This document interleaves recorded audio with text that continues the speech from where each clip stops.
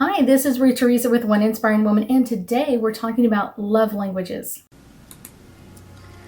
Hi, my name is Ruth Theresa with One Inspiring Woman. I'm an intuitive psychic medium here in the Sugar Land area.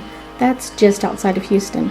I work with my angels and guides to assist my clients in many areas of their lives, to bring them special messages from loved ones who have passed, to dialogue with their angels for guidance into their own situation, or to assist them with their own psychic abilities.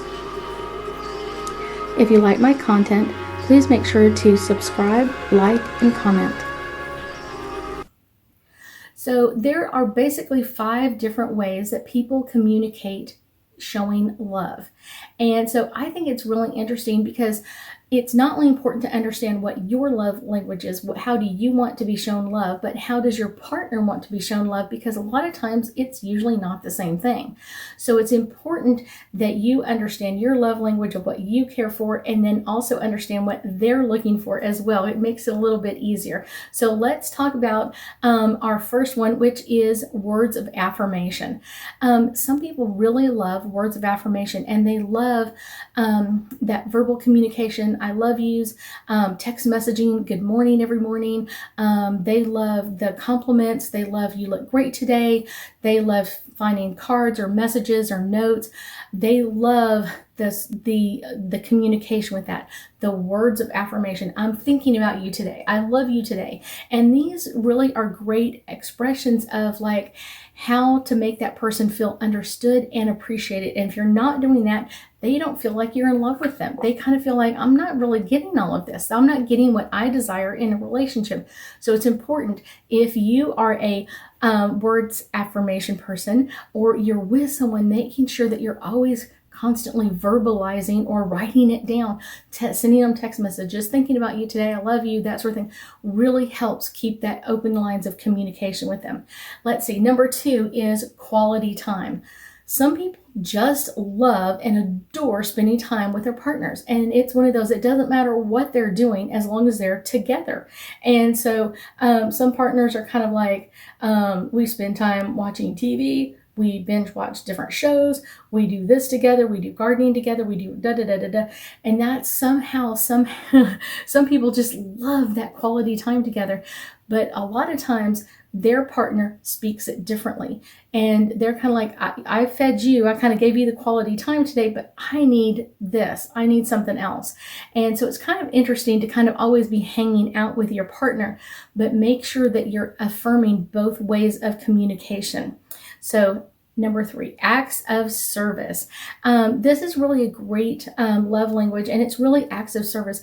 And your partner goes out of their way to make your life easier. This could be as small as bringing you a cup of coffee in the morning, or making you a soup if you don't feel well. This could be picking up things from the dry cleaners, or doing a few errands for you. And it really depends on what their love language is, or how much they're into this. I will tell you, it's really kind of fun to be around people that are acts of service, because they show it to everybody. They open up the door for you.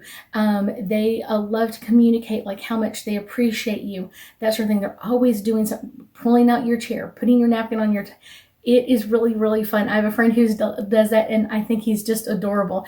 And he's always showing his love and appreciation for his wife, but it's always a great thing to watch, because he is always in service around her and to show her how much he loves her. Number 4 are gifts.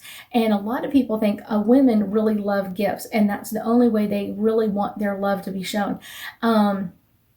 As kind of almost like a symbol of love all the time. And so a lot of people think, oh, well, women just want diamonds and pearls and rings and all that kind of stuff. Some women are like that, and some men are like that as well. But it's one of those, it's really about gifts. It's kind of like this, taking this time to symbolically treasure this time that we've had together. This is even if it's just a t-shirt, shirt is representing where we went on vacation. We went to Cancun, or we went to Hawaii, or whatever else, and that this shirt represents where we've gone together. And so that those gifts are constantly what they're looking for. Doesn't always have to be big. It can be small gifts, but it's something kind of like a memento of something that y'all done together, something they really love, and really love the thought and appreciation going behind the gift as well. Number 5 is someone who loves to physically touch. They love to be holding hands. They love to be stroking you. They love to be holding onto you, putting their arm around you, all of those things. They need to be in physical touch with you all the time. And some people are really like that, and they'll be showing those signs of affection all the time. In my family, we call it PDA, public display of affection. And some people are just like that. They have to be constantly touching that person.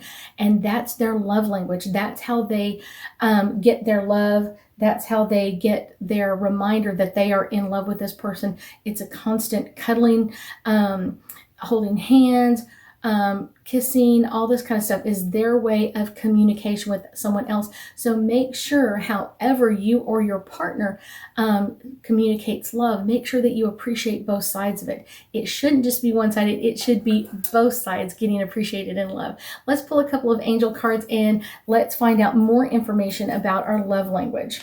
The first one is our archangels.